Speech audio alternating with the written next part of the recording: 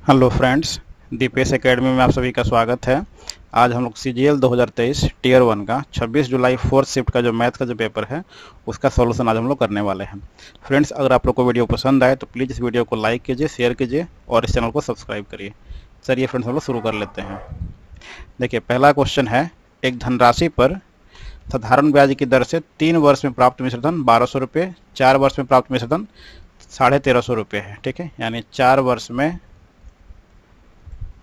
Amount कितना है, 1350 रुपया है। 3 वर्ष में अमाउंट है 1200 रुपया। तो इसमें से जब घटाएंगे तो 1 वर्ष का एसआई निकलेगा। 1 वर्ष का एसआई कितना हो जाएगा, इसमें से घटेगा यानी 150 रुपया। ठीक है, तो 3 वर्ष का एसआई कितना हो जाएगा, 450 रुपया। ठीक है, ये दोनों मेरा अमाउंट है। ठीक है ना, तो मेरा प्रिंसिपल कितना हो जाएगा, देखिए 3 वर्ष का अमाउंट पता है, 3 वर्ष का एसआई पता है, तो इसमें से घटा लेंगे यानी 750 रुपया। ठीक है, जो ऑप्शन नंबर 2 में है। बढ़ते हैं नेक्स्ट क्वेश्चन पे। देखिए, नेक्स्ट क्वेश्चन है, साइन 600 डिग्री गुन्ने cos 750 degree plus sine 150 degree गुन्ने कॉस 240 डिग्री। ठीक है, साइन 600 को हम क्या लिख सकते हैं, 600 यानी 360 गुने 2 720, यानी साइन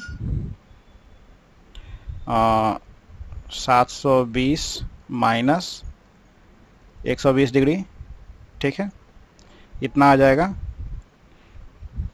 क्लियर है। गुन्ने इसको हम क्या लिख सकते हैं, 750 है यानी cos 720 plus 30 plus sine 180 minus 30 गुन्ने कॉस 360 माइनस 120 डिग्री। कोई दिक्कत नहीं है। देखिए, ये मेरा किस क्वाड्रेंट में आएगा, ये मेरा है first, second, third, fourth quadrant. 0 या 360 डिग्री, ये 90 डिग्री, ये 180 डिग्री, ये हो गया मेरा 270 डिग्री। ठीक है, इसमें सिर्फ साइन, इसमें ऑल पॉजिटिव, इसमें टैन पॉजिटिव, इसमें कॉस पॉजिटिव।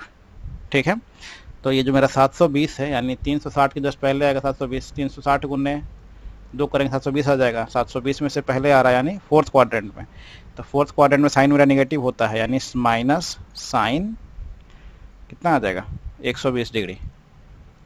ठीक है, गुन्ने को 720 प्लस 30 यानी ये आ रहा है फर्स्ट क्वाड्रेंट।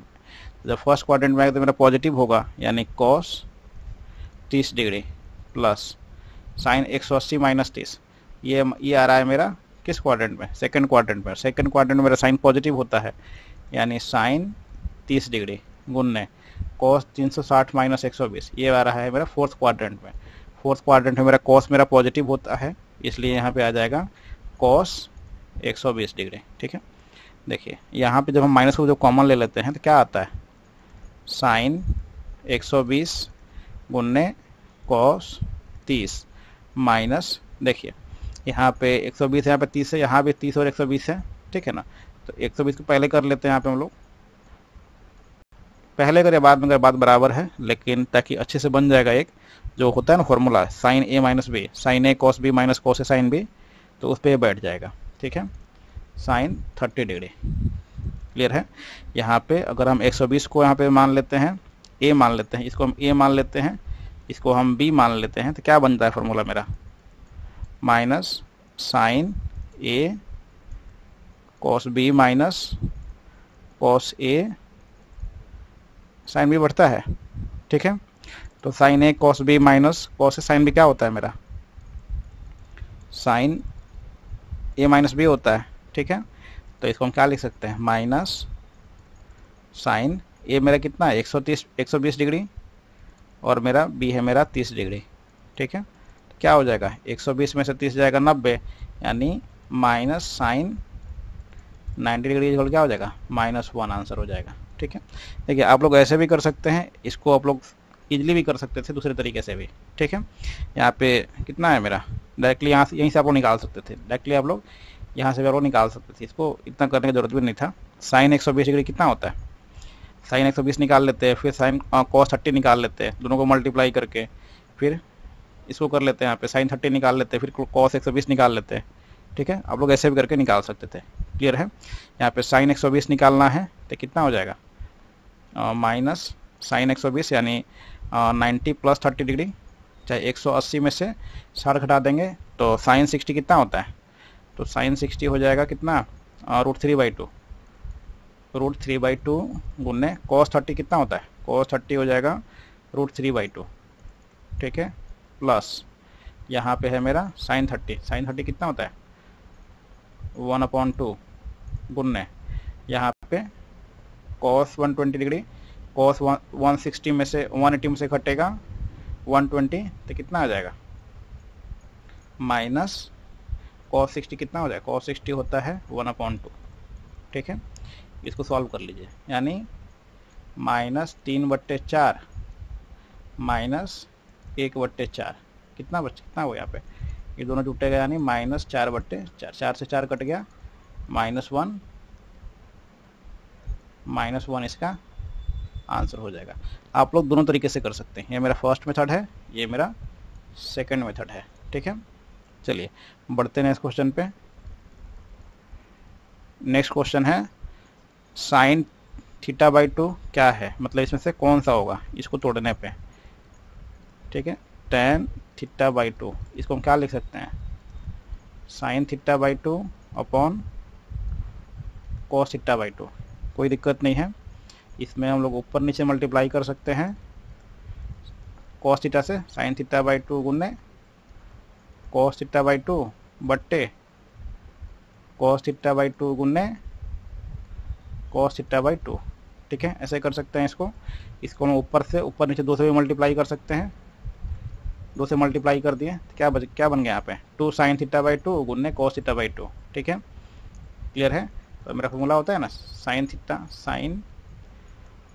θ इक्वल टू क्या होता है 2 साइन θ इंटू cos θ होता है, 2 साइन θ इंटू cos θ, तो ये मेरा हो जाएगा साइन 2 θ साइन 2 इंटू θ/2, ये 2 से 2 कट जाएगा, ठीक है ना, और नीचे क्या बन जाएगा मेरा 2 cos स्क्वायर θ/2, कोई दिक्कत नहीं है।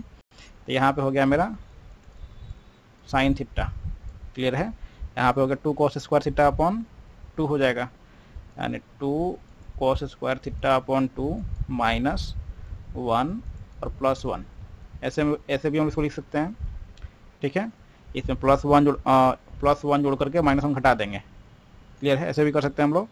तो इसको हम क्या लिख सकते हैं साइन θ अपॉन ये जो मेरा बना यहाँ पे ये 2 cos square θ minus 2 cos square θ upon 2 -1 क्या होता है cos 2 θ होता है, cos 2 θ, देखिए cos 2 θ क्या होता है 2 cos स्क्वायर θ और 2 cos स्क्वायर θ -1, ये फार्मूला होता है, ठीक है। आप लोग दोनों फार्मूला को लोग याद रखिए हमेशा, इसको भी और इसको भी, ठीक है। तो यहाँ पे बन जाएगा क्या cos 2 इंटू θ/2 +1 यानी साइन θ अपॉन 2 से 2 कट गया यानी cos θ +1, यही इसका आंसर हो जाएगा जो ऑप्शन नंबर 4 में है, ठीक है। बढ़ते हैं इस क्वेश्चन पे। राम ने एक सेलफोन खरीदा, उसकी मूल कीमत से 30% कम भुगतान किया, उसने इसे अपने द्वारा भुगतान किए गए मूल्य पर 50% लाभ पर बेच दिया, तो राम द्वारा मूल कीमत पर अर्जित लाभ ज्ञात कीजिए, ठीक है। मान लेते हैं फ़ोन का जो कीमत कितना है, फ़ोन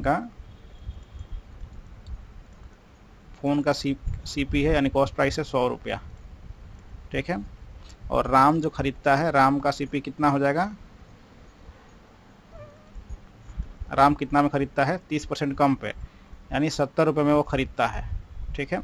और इसने अपने द्वारा भुगतान किए गए मूल्य पर 50% का लाभ प्राप्त करता है, ठीक है ना। और इस पे 50% लाभ लेकर के इसको बेच देता है, तो इसका सेलिंग प्राइस कितना हो जाएगा?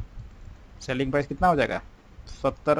अब इसका 50% लाभ इसको मिलता है, यानी 70 प्लस 35 रुपया कितना हो जाएगा? 105 रुपया में इसको ये बेच देता है। ठीक है, तो बोल रहा है कि राम द्वारा मूल कीमत पर अर्जित लाभ, मूल कीमत पर, तब मूल कीमत यही था ना इसका। ठीक है, और इतना में इसको बेचता है, तो कितना का लाभ हुआ? तब 5 रुपये का इस पर लाभ हो गया राम को। ठीक है, तो परसेंटेज में पूछ रहा है इसका लाभ कितना होगा, तो परसेंटेज लाभ 5 रुपये का लाभ होता है 100 रुपये, यानी 5% का लाभ होता है, जो ऑप्शन नंबर 2 में है। नेक्स्ट क्वेश्चन सिंप्लीफिकेशन का है। ठीक है, देखिए इसको सॉल्व कर लेते हैं हम लोग। 11 में से 8 गया, -3 -3 माइनस माइनस प्लस हो जाएगा। ठीक है ना, माइनस माइनस प्लस, 4 दूनी 8, 8 अब प्लस 3 कितना हो गया? देखिए 11 में से 8 गया, -3 माइनस माइनस ये प्लस हो गया। ठीक है, 4 दूनी 8। ठीक है, 8 3 कितना हो गया? 11। फिर यहाँ पे 11 चौके 44। ठीक है, फिर यहाँ पे ये कितना हो जाएगा? बट्टे 44 हो जाएगा। ठीक है, तो 11 चौके 44, 4 से 4 कट गया। ठीक है, यानी बचा यहाँ पे 1। ठीक है, तो 15 चौके 60, इसका हो गया 60 हो गया 60, और यहाँ पे +1 हो गया यहाँ पे, अब बट्टे 120, यानी 60 दूने 120, तो 2 और 1 कितना हो गया? 2 और 1 कितना हो गया? ये 3 हो गया, जो ऑप्शन नंबर 3 में है। नेक्स्ट क्वेश्चन है, एक कार को एक कर्व पर फिसलने से रोकने के लिए आवश्यक बल जो पाउंड में दिया हुआ है, कार के वजन और इसकी चाल के वर्ग, यानी चाल का वर्ग के अनुक्रमानुपाती है, और कर्व की त्रिज्या के व्युत्क्रमानुपाती है। तो मान लीजिए कि 550 फीट त्रिज्या के कर्व पर फिसलने से रोकने के लिए 35 माइल पर आवर की चाल से चलने वाली 2750 पाउंड की कार के लिए 6125 पाउंड बल की आवश्यकता होती है। तो 50 माइल पर आवर की चाल से चलने वाली 3600 पाउंड की कार को 750 फीट त्रिज्या वाले कर्व पर फिसलने से रोकने के लिए कितने पाउंड बल की आवश्यकता होगी? ठीक है, ये क्वेश्चन है। ठीक है ना, देखिए जितना बड़ा ये क्वेश्चन है, जितना समय इसको पढ़ने में लग रहा है, ठीक है, उतना ही ये इजी क्वेश्चन होता है। क्लियर है? देखिए जो बोल रहा है बल का अनुक्रमानुपात कितना, बल का अनुक्रमानुपात यानी बल के, यानी फोर्स के डायरेक्टली प्रोपोर्शनल। यहाँ पे देखिए बल के वजन और इसके चाल के वर्ग के अनुक्रमानुपाती है, यानी फोर्स का वजन है, वजन को मान लेते हैं वेट। ठीक है ना, और इसके चाल यानी मान लेते हैं वेलोसिटी, चाल को मान लेते हैं वेलोसिटी, और इसके वर्ग यानी v²। ठीक है, और कर्व के त्रिज्या के व्युत्क्रमानुपाती है, त्रिज्या यानी रेडियस के व्युत्क्रमानुपाती है, यानी f is directly proportional to weight into velocity का स्क्वायर अपॉन r। क्लियर है? तो ये जब हटेगा ये, तो यहाँ पे आ जाएगा proportionality constant k into W into v² upon r। ठीक है, तो यहाँ से हम लोग k का वैल्यू निकाल लेंगे, पहले इसको पुट करके। देखिए 6125 पाउंड का लग रहा है, बल लग रहा है 6125 पाउंड का। तो यहाँ पे k हमको पता नहीं है, वेट हम लोगों को पता है कितना, 2700 पाउंड, 2750 पाउंड। ठीक है, और इसका चाल है 35 माइल पर आवर, यानी 35 का स्क्वायर यानी 35 गुने 35। क्लियर है? बट्टे त्रिज्या कितनी है इसकी? 550 फीट। क्लियर है? 1 0 से 1 0 कट गया। ठीक है, 5 11 55, 5 7 35, यहाँ पे 11 दूनी 22, 11 25 55। ठीक है, फिर इसको कटा लीजिए 25, 25 दूनी 50, 11 1 2 यानी 25 चौके 100, 1 25 25 125। ठीक है, और यहाँ पे कट जाएगा 7 तिरके 21, 7 पचे 35, 35 से 35 कट गया, यानी k का वैल्यू आ गया कितना? 1। ठीक है, तो हमको वैल्यू निकालनी है कितना पे? 50 माइल पर आवर की चाल से चलने वाली 3600 पाउंड की कार का 750 फीट त्रिज्या वाले कर्व पर फिसलने से रोकने के लिए कितने बल की आवश्यकता होगी? ये बल निकालना है, यानी फोर्स निकालना है। तो हमको प्रोपोर्शनलिटी कांस्टेंट कितना आया? 1 आ गया। 1 गुने वेट मेरा कितना दिया है? 3600 पाउंड, 3600 पाउंड। ठीक है, मेरा स्पीड दिया हुआ है 25 माइल पर आवर। ठीक है, 50 का स्क्वायर यहाँ पे हो जाएगा, भी स्क्वायर है यहाँ पे, अब बट्टे त्रिज्या मेरा है 750 फीट। ठीक है, अब इसको सॉल्व कर लीजिए। एक शून्य से एक शून्य कट गया। ठीक है, 5 15 75 और 5 3 15, 3 12 36, यानी 1200।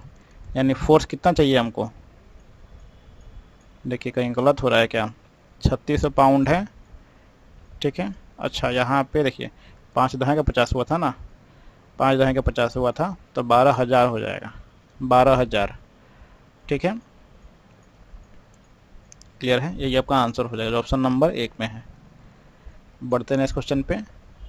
वह छोटी से छोटी धनात्मक संख्या कौन सी है जिसे 2 और 3 से घटाए जाने पर उसका तृतीय अनुपात 4 होगा। क्लियर है, देखिए 2 में से और 3 में से घटाना पड़ेगा। ठीक है, इसको दो तरीके से बना सकते हैं। देखिए पहला तरीका जो है, इसमें 2 में से मान लेते हैं हम लोग x को घटाते हैं। ठीक है ना, और 3 में से मान लेते हैं हम लोग x को घटाते हैं। मान लेते हैं धनात्मक संख्या क्या है मेरा, x है। मान लेते हैं धनात्मक संख्या मेरा x है, यानी 2 - x और 3 - x, ये तो मेरे दो संख्याएं हो गई। और तृतीय अनुपात का क्या होता है, तृतीय अनुपात होता है मेरा b² होता है। तो b का स्क्वायर यानी 3 - x का स्क्वायर 2 - x = 4 दिया हुआ है।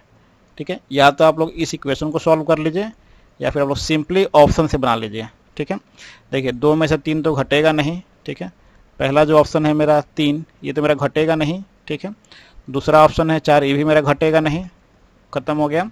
और घटेगा भी तो फिर वहाँ पे माइनस में आ जाएगा। ठीक है ना, देखिए अगर पहले ऑप्शन को रखते हैं हम लोग तो 2 - 3 करेंगे कितना आ जाएगा, -1, और 3 - 3 करेंगे तो यहाँ पे 0 आ गया।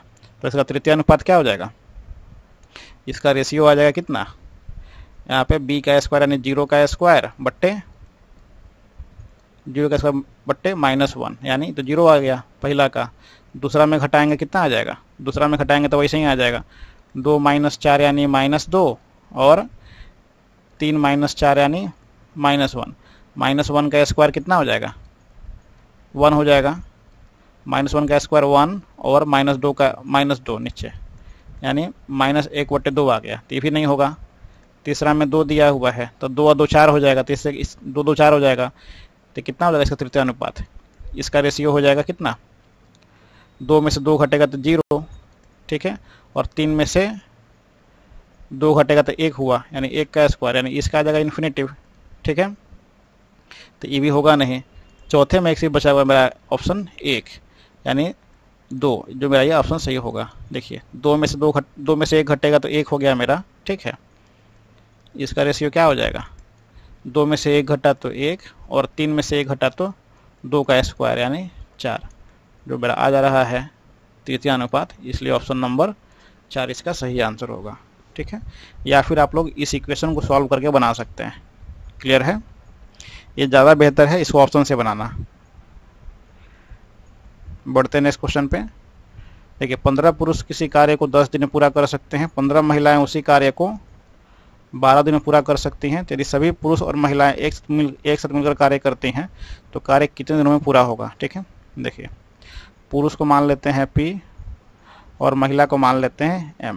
ठीक है, यानी 15 पुरुष करते हैं 10 दिन में, और 15 महिलाएं करती हैं 12 दिन में। ठीक है, दोनों का एलसीएम हो जाएगा 60, 10 चक्के 60, 12 पच्चे 60। क्लियर है, अगर दोनों साथ मिलकर कार्य करते हैं तो कितना समय लगेगा, तो यानी 60 बट्टे दोनों का एफिशिएंसी 6 5 11, यानी 11 पच्चे 55,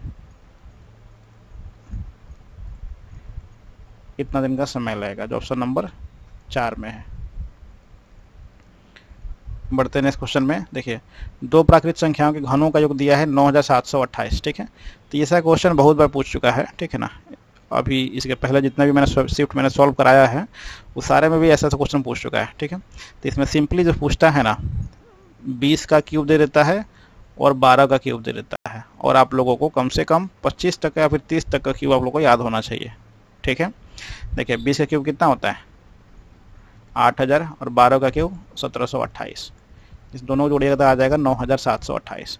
मैक्सिमम यही पूछता है, ठीक है, 12 और 20 का है, ठीक है, और दोनों को जोड़िएगा तो कितना आ जाएगा मेरा, 12 भी जोड़िएगा तो मेरा 32 भी आ जाएगा, ठीक है।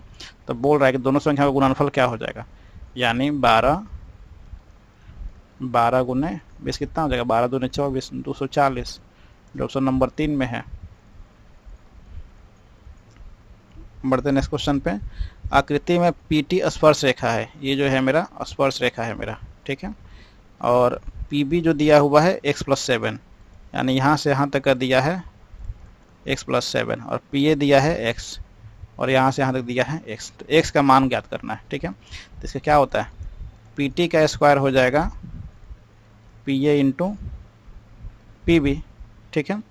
देखिए इसमें अगर आप लोग इसमें इसका वैल्यू पुट कर दीजिए, पीटी जो दिया हुआ है मेरा 12 दिया हुआ है, 12 का स्क्वायर, और पीए जो मेरा कितना है x, और पीबी मेरा है x+7, ठीक है। इसको आप लोगों को सॉल्व करना पड़ेगा, या तो आप लोग इसी क्वेश्चन को सॉल्व कर लीजिए, या फिर x का वैल्यू इसके ऑप्शन से रख लीजिए, ठीक है। इसमें कौन सा इसमें ऑप्शन सेटिस्फाई कर रहा है, ठीक है।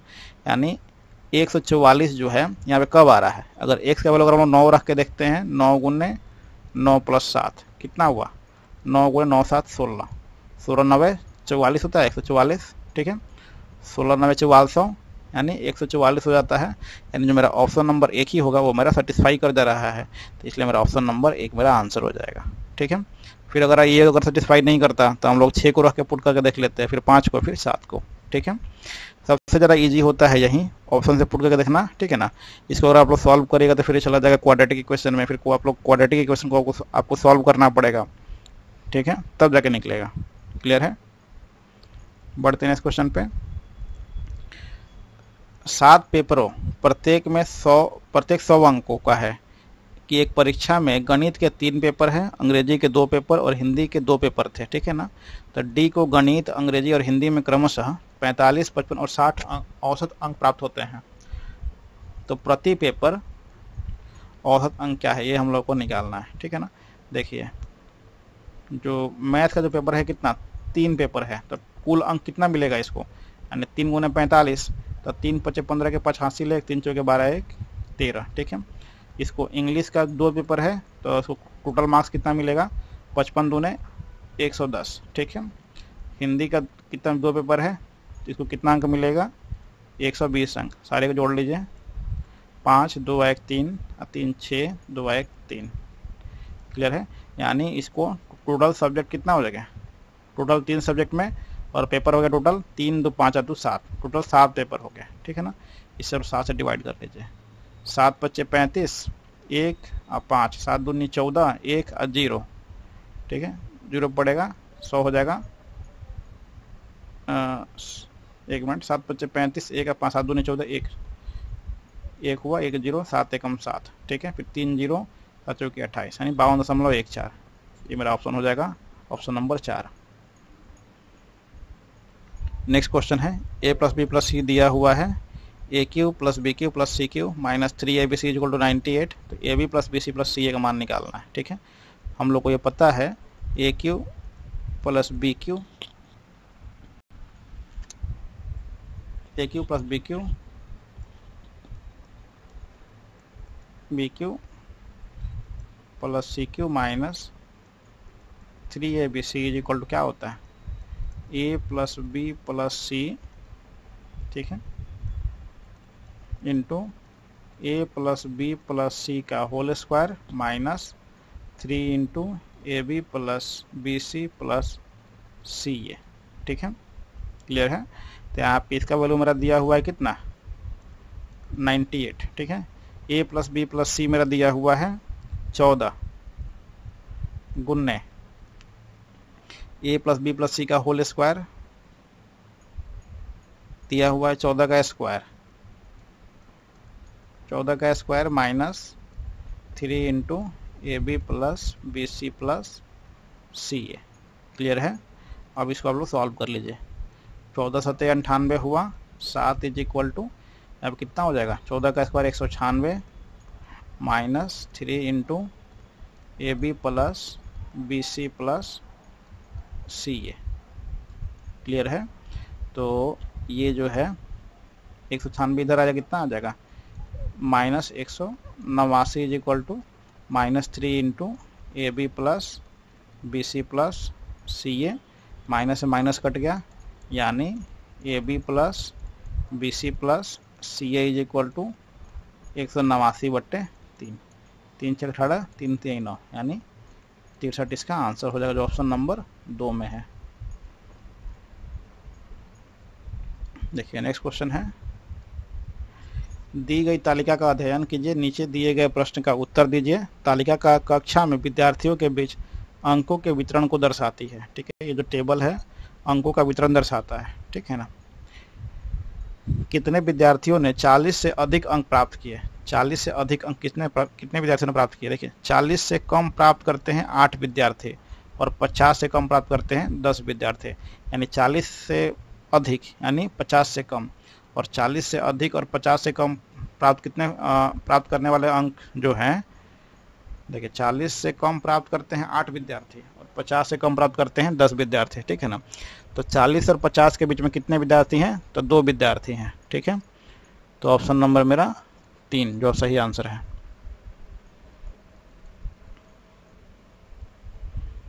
देखिए ये भी सेम क्वेश्चन जो हम पहले सॉल्व किए थे। ठीक है ना, यहाँ पे मेरा टीपी का मान दिया हुआ है, टीपी मेरा दिया हुआ है कितना, ये मेरा दिया हुआ है 15, पीवी दिया हुआ है, देखिए मेरा पीवी दिया हुआ है 2x + 3 और पीए मेरा दिया हुआ है 9। ठीक है, यानी टीपी का स्क्वायर इज पीटी कर लीजिए, पीटी का square is equal to PA into PV. ठीक है, तो मेरा पीटी मेरा कितना है 15, 15 का स्क्वायर 225 और पीए मेरा दिया हुआ है कितना 9। ठीक है, और मेरा पीवी है 2x + 3। ठीक है, अब यहाँ पे हम लोग x का वैल्यू पुट करके देख लेंगे इसके ऑप्शन से।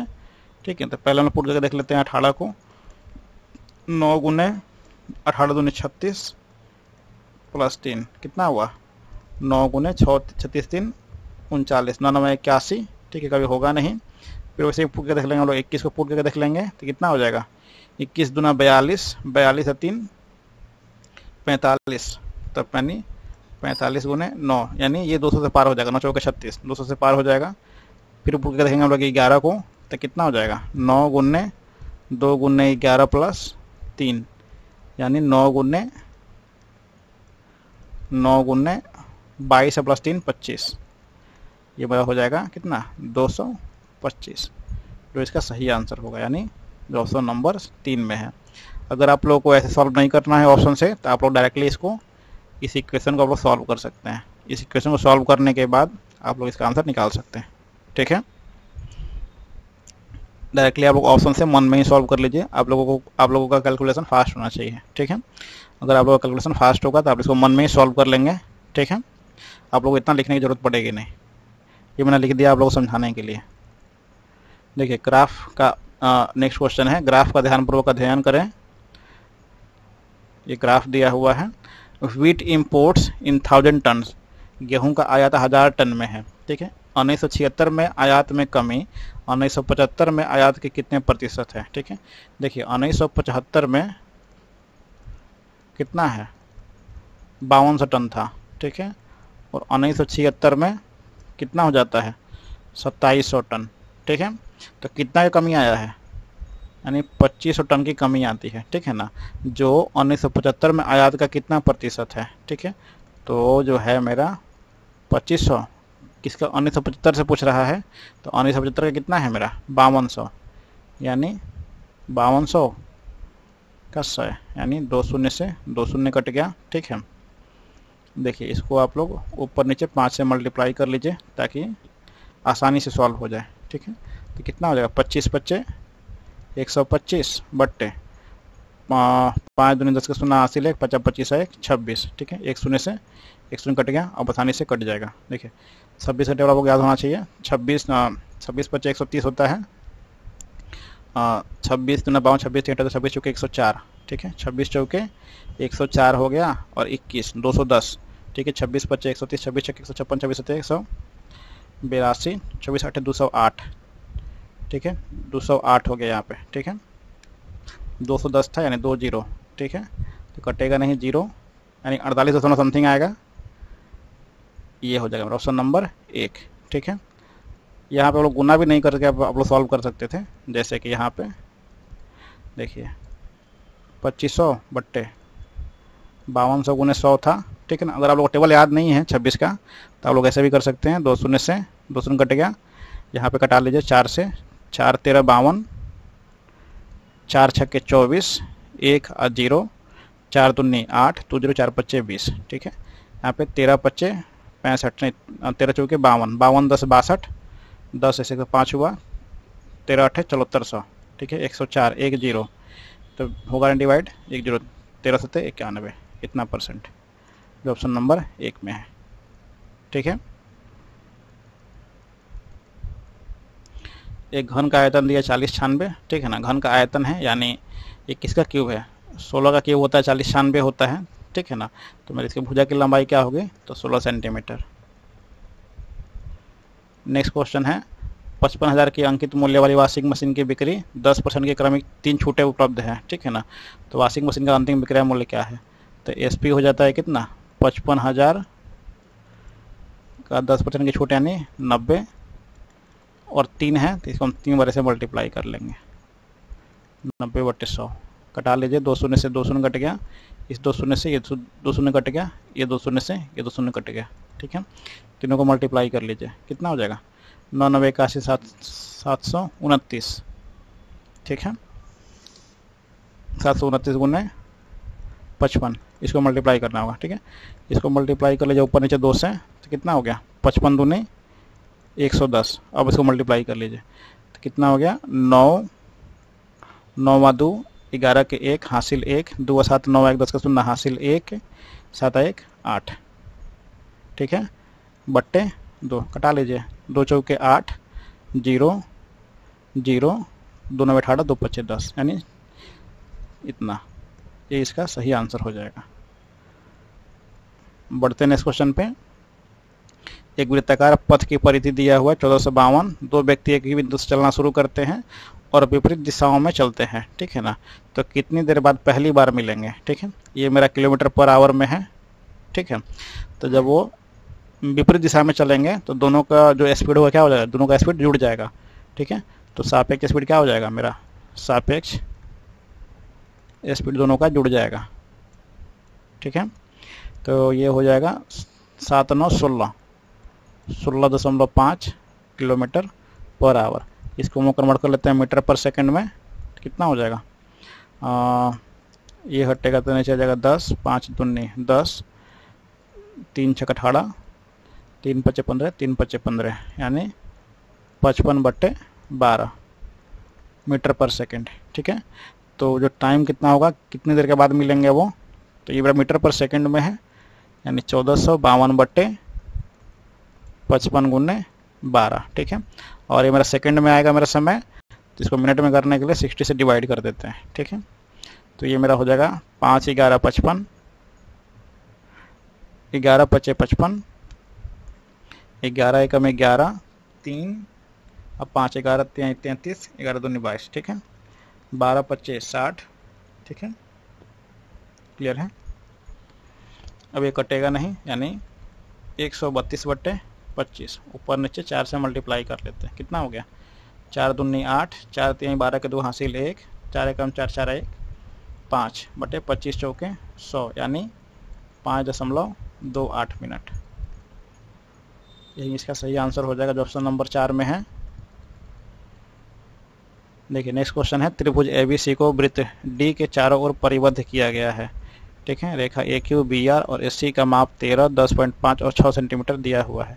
तो त्रिभुज का परिमाप ज्ञात करना है। देखिए मेरा AQ दिया हुआ है, तो इसीलिए मेरा ये भी मेरा 13 हो जाएगा, QB मेरा दिया हुआ है, नहीं BR दिया हुआ है, तो मेरा QB कितना हो जाएगा 10.5, SC मेरा दिया है 6, तो यानी CR कितना हो जाएगा मेरा 6, ठीक है।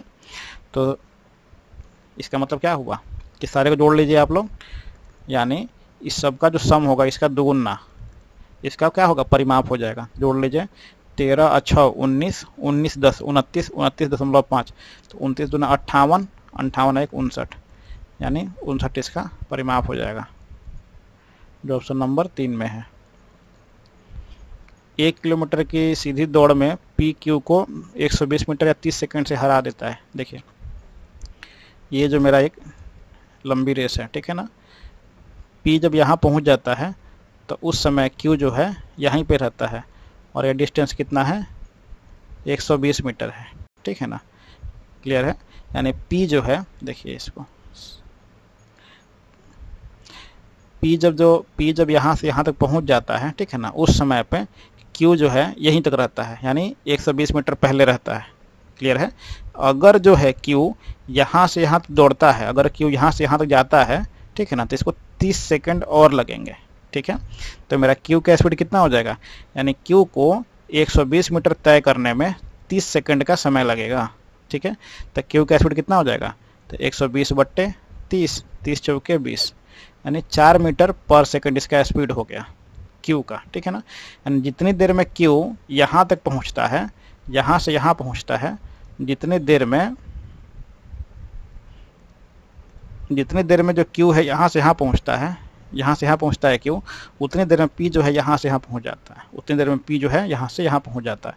यानी यहाँ से यहाँ तक पहुँचने में जो लगा हुआ समय है क्यू का, वो यहाँ से यहाँ पहुँचने तक, यानी शुरू से लेकर के लास्ट यानी पी तक यहाँ तक पहुँचने में लगा हुआ समय पी का होगा, ठीक है। तो पी के द्वारा कितना समय लगेगा, तो यानी 1000 में से, ये देखिए कलर दिख नहीं रहा है, जो पी जो है क्यू जो है, क्यू के द्वारा 880 मीटर तय करने में लगा हुआ समय जो है, ठीक है, वो पी का 1000 मीटर, एक पी का, एक मिनट हो जाइए, देखिए क्यू का 880 मीटर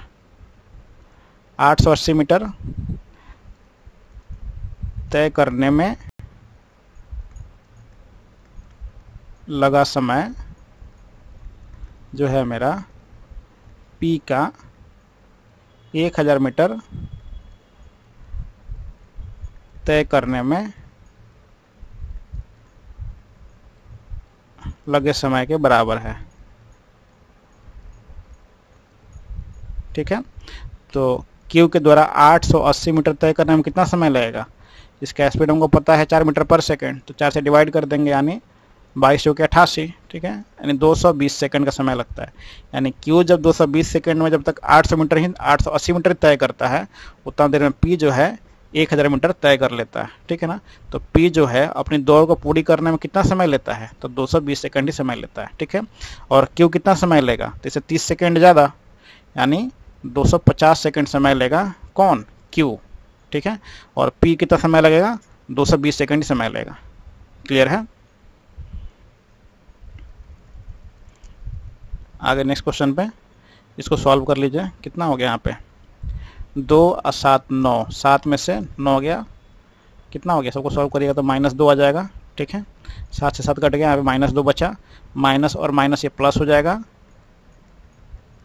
ये प्लस हो जाएगा +2, ठीक है। तो +2 और 15 17 हो गया, ये हो गया 17, ठीक है। -17, 18 में से 17 गया, 1 हो गया, ठीक है, यानी -1 हुआ यहाँ पे, -1 हो गया यहाँ पे, 1 था यहाँ पे, -1 हो गया, ठीक है। अब इसको सॉल्व कर लीजिए। 7 दूनी 14, 2 एकम 2, ठीक है, 2 2 व 3 5, 5 में से 1 गया 4, जो ऑप्शन नंबर 1 में है। बढ़ते हैं इस क्वेश्चन पे। देखिए एक का दिया हुआ है 22.5 डिग्री, तो 10√2 sin 2a minus 7√2 cos 2a plus 9 tan 2a का मान ज्ञात करना है। देखिए यहाँ पे इसका वैल्यू पुट कर दीजिए एक जगह पे, यानी 10√2 sin 22.5 गुने 2 कितना हो जाएगा, 45 degree, minus 7√2 cos 45 degree plus 9 tan 45 degree, ठीक है। तो 10√2 गुने साइन 45 कितना होता है 1/√2 होता है, तो √2 से √2 कट जाएगा, माइनस 7√2 गुने cos 45 होता है 1/√2, ये √2 से √2 कट जाएगा, प्लस 9 गुने tan 45 कितना होता है 1 होता है, ठीक है। यानी 10 में से 7 गया 3 और प्लस 9 कितना हो गया 12। ये इसका सही आंसर हो जाएगा जो ऑप्शन नंबर 1 में है। एक घड़ी 3200 में खरीदी और 2700 में बेची, तो 0.2 स्थानों तक प्रतिशत हानि की गणना कीजिए, ठीक है ना। तो हानि कितनी होती है, हानि होती है 500 रुपये की, तो परसेंटेज हानि